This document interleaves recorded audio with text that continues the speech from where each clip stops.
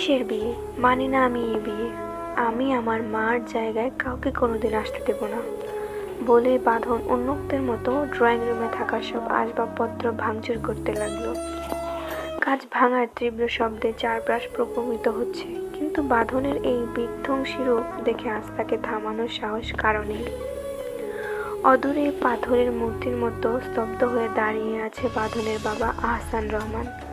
তার ঠিক পাশে বধূ বেশে এক নারী, নাম তার রজনী।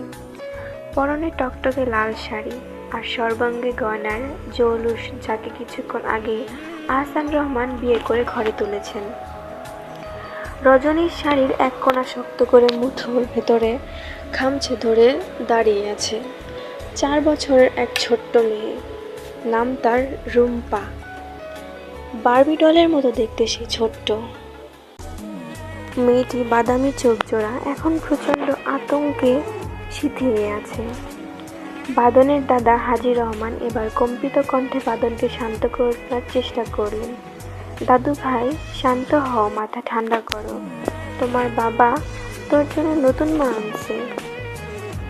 বাঁধন রাগে হিতাহিত জ্ঞান হারিয়ে একটা ভারী চেয়ার তুলে মেঝেতে সাজরে আছাড় মারল। মানি না আমি এই মহিলাকে। আমার মা হিসেবে উনি একটা ডাইনি। আমার মার পবিত্র জায়গা দখল করে নিয়েছে এই নষ্ট মহিলা। কথাগুলো তীরের মতো গিয়ে বিঁধল রজনীর কলিজায়। তার কাজল কালো চোখ থেকে টপ টপ করে নোনা জল গড়িয়ে পড়তে লাগলো। সে লজ্জায় আর অপমানে মাথা নিচু করে নীরবে কাঁদতে লাগলো। আহসান রহমান নিজের ছেলের মুখে এমন কুরুচিপূর্ণ কথা শুনে ক্ষিপ্ত হয়ে গর্জে উঠলেন। ছোট মুখে এত বড় কথা বলার সাহস তোর কোন থেকে হলো আসে? রজনী আমার স্ত্রী, অর্থাৎ তোর মা, তাই সব সময় ওকে সম্মান দিয়ে কথা বলবি। বাঁধন অস্ত্রভেজা রক্তবর্ণ চোখে বাবার চোখের দিকে সরাসরি তাকালো। মা, আমি কি কখনো তোমার কাছে মা চেয়েছিলাম? আমি তো শুধু চেয়েছিলাম তুমি আমাকে জননীর স্মৃতিটুকু আঁকড়ে ধরে বাকি জীবনটা কাটিয়ে দাও। আমার মায়ের আসনটা অন্য কাউকে অন্তত দিও না। কিন্তু তুমি কি নিষ্ঠুর কাজ করলে। মা মারা যাওয়ার 2 মাস পর হতে না হতেই তুমি নতুন কাউকে ঘরে নিয়ে আসলে। একবারও কি তোমার নিজের কাছে লজ্জা করলো না বাবা? আহসান রহমান আর আত্মসংবরণ করতে পারলেন না। তিনি প্রচণ্ড আক্রোশে বাঁধনের গালে ঠাস করে এক জোড়া থাপ্পড় বসিয়ে দিলেন। বেয়াদবির সীমা ছাড়িয়ে যাচ্ছ।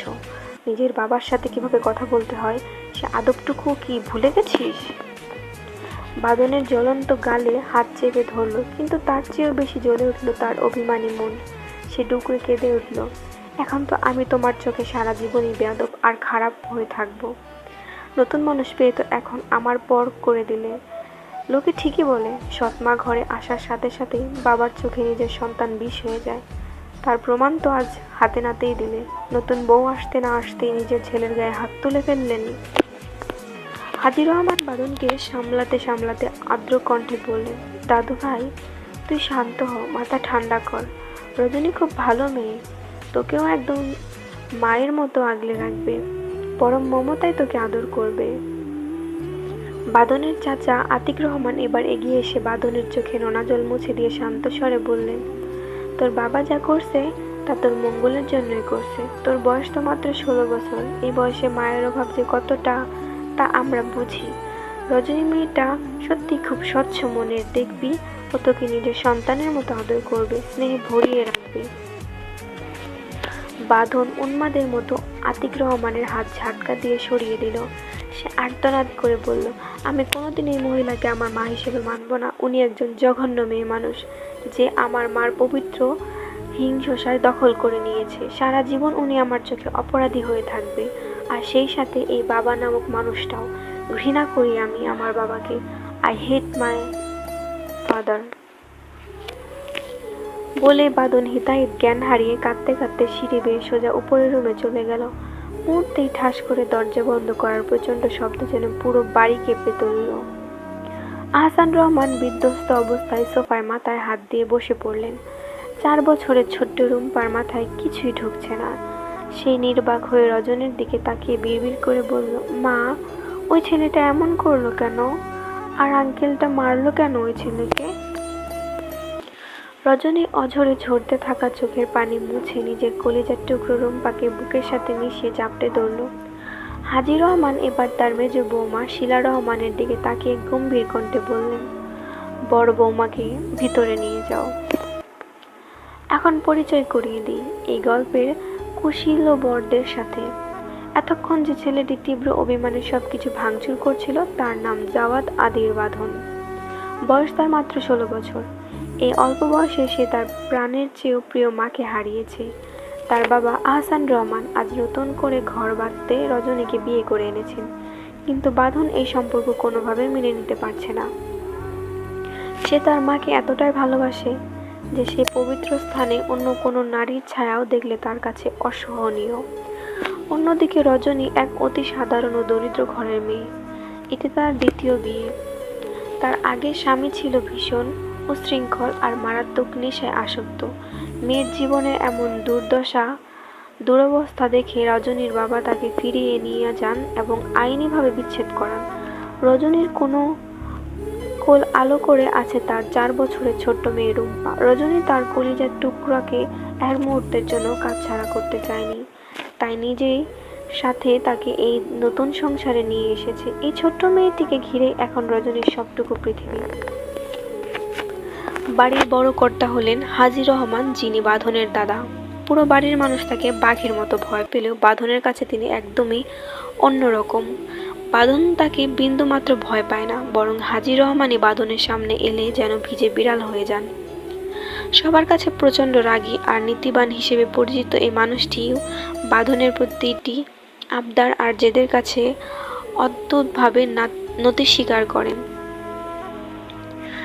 বাড়ির অন্য সদস্যদের মধ্যে আছেন বাঁধনের চাচা আতিক রহমান এবং তার স্ত্রী শিলা রহমান। তাদের 2 সন্তান, 11 বছরের ছেলে আকাশ আর 6 বছরের ছোট্ট মেয়ে শান্তা। একান্নবর্তী এই পরিবারের নতুন করে আসা রজনী আর রুম্পার স্থান এখন ঠিক কোথায় হবে, আর বাঁধনের এই অগ্নিরূপ কিভাবে প্রশমিত হবে তাই সময় বলে দেবে।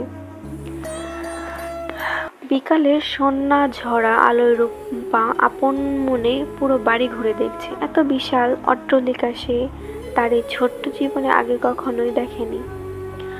হাতে একটি চকলেট, সেটি খুঁটে খুঁটে খেতে খেতে ছোট্ট ছোট্ট পা ফেলে সে বিস্ময় চারপাশ দেখছে। পরনে তার একটি ছোট্ট টপস যা হাঁটার ছন্দে দুলছে, আর তাকে দেখতে ঠিক যেন এক জীবন্ত পুতুলের মতো লাগছে। বাড়ির বাইরে প্রশস্ত বারান্দা সিঁড়িতে একে বসে আছে বাঁধন। তার 2 চোখ এখনো মেঘে জমে আছে। হাতের লাঠিটা দিয়ে সে সজোরে সিঁড়িতে আঘাত করছে, যার ঝপ ঝপ শব্দ পুরো বারান্দায় প্রতিনিধিত্ব হচ্ছে। তার কিশোর মনে কেবল একটি যে তার মায়ের পবিত্র স্থান সে অন্য কাউকে কোনোদিন দখল করতে দেবে না। তার বাবা এখন থেকে এই মহিলার সঙ্গে থাকবে, এই চিন্তাটা তাকে বিষের মতো বিচ্ছে। মনে মনে সে শপথ নিয়েছে এবার যেভাবেই হোক এই মহিলাকে সেই বাড়ি থেকে তাড়াবে।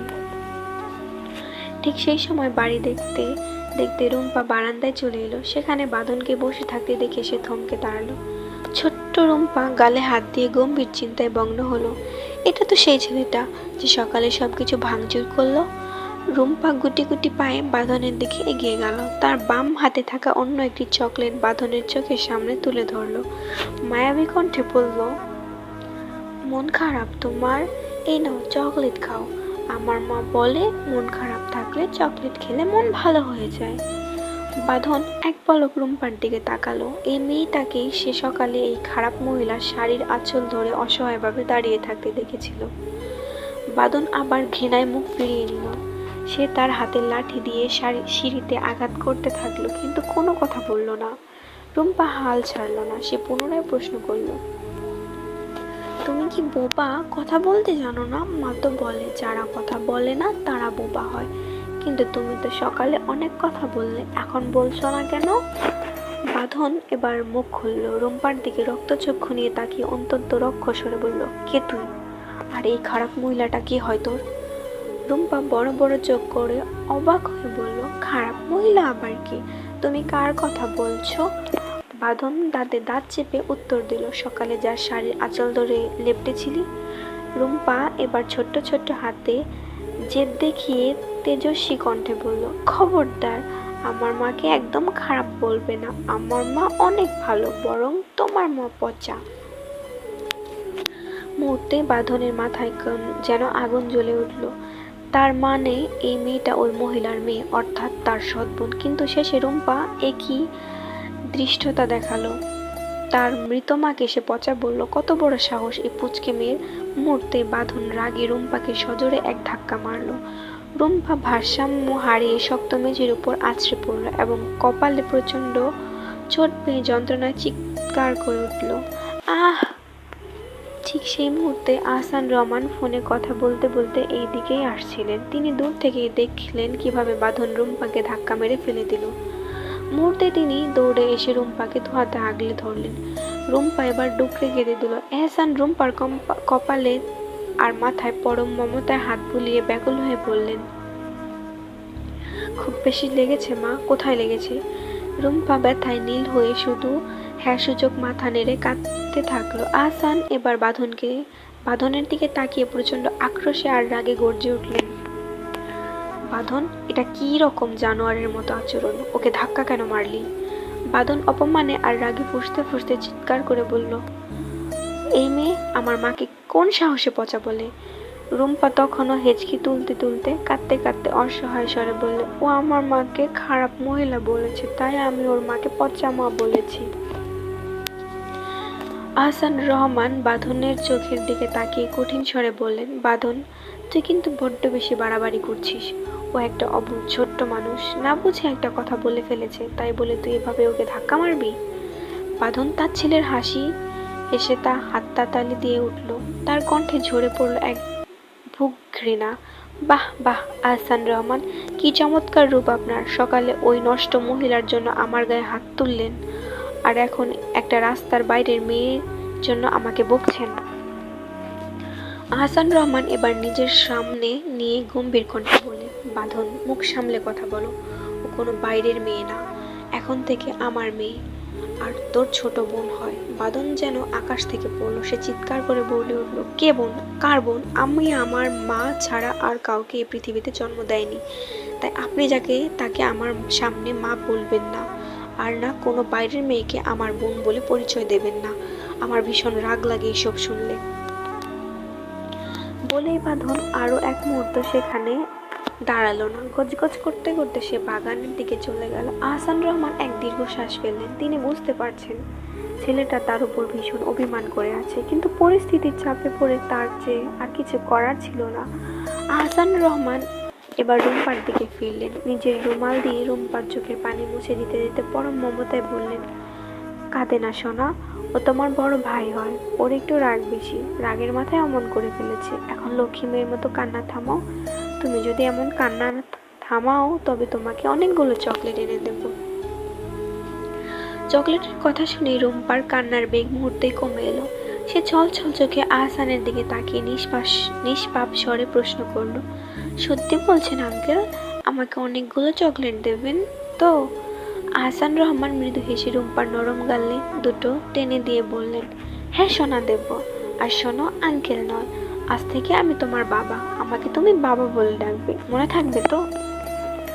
রুম্পা কিছুক্ষণ গম্ভীর হয়ে ভাবুক গলায় বলল, কিন্তু আমার তো বাবা আছে, আর মা শিখিয়েছে বাবার বয়সী যারা লোক আছে তারা সবাই আঙ্কেল হয়, তাহলে আপনিও তো আমার আঙ্কেল। আহসান রহমান মৃদু হেসে রুম্পাকে বুঝিয়ে বললেন, তোমার বাবা অন্য কেউ ছিল ঠিকই, কিন্তু আজ থেকে সেই বাবা তোমার আঙ্কেল, আর আমি তোমার আসল বাবা। রুম্পা অবাক হয়ে তার ডাগর ডাগর চোখ মেলে শুধালো, বাবা কি পাল্টানো যায়? আহসান রহমান রুম্পার মাথায় হাত বুলিয়ে আশ্বস্ত করে বললেন, হ্যাঁ মা, যায়। রুম্পা এবার একটু ভেবে নিয়ে মাথা নেড়ে সায় দিল, আচ্ছা ঠিক আছে, আমার ওই বাবা তো আমায় আদর করে না, আর আপনি অনেক আদর করেন, তাই আজ থেকে আপনাকে আমি বাবা বানিয়ে ফেললাম। এখন জলদি আমার গালে একটা চুমু দেন। আহসান রহমান রুম্পার দিকে নিষ্পাপ আবদারে আবেগ প্রবণ হয়ে পড়লেন। তিনি মুহূর্তে রুম্পার নরম গালে সজোরে একটা চুমু খেয়ে তাকে বুকের সাথে শক্ত করে জড়িয়ে ধরলেন। দূর থেকে এই দৃশ্য দেখে বাঁধনের শরীরের রক্ত যেন টকবক করে ফুটছে। তার হাতের লাঠিটা মুঠোর ভেতর আরো শক্ত হয়ে এলো। সে কিছুতেই এসব সহ্য করতে পারছে না। তার জন্মদাত্রী মায়ের জায়গায় অন্য এক মহিলাকে বসিয়ে দিয়েই ক্ষান্ত হননি তার বাবা। এখন এই বাইরের মেয়েটাকেও নিজের মেয়ের মতো আগলে নিয়ে আদর করছেন, অথচ সে যে এত রাগ করে আছে তার বাবা একেবারের জন্য তাকে মানানোর বা তার কাছে আসার চেষ্টা করলেন না। বাঁধনের মনে বিষাক্ত এক সংশয় দানা বাঁধল। তবে কি সত্যি তার বাবা নতুন মানুষের দেখা পেয়ে নিজের পুরনো সবটুকু স্মৃতি আর আপন ছেলেকে এক নিমিষে ভুলে গেলেন? গল্প বাঁধন রূপের অধিকারিণী। পরবর্তী পার্ট চাইলে অবশ্যই লাইক, কমেন্ট এবং সাবস্ক্রাইব করবেন। ধন্যবাদ।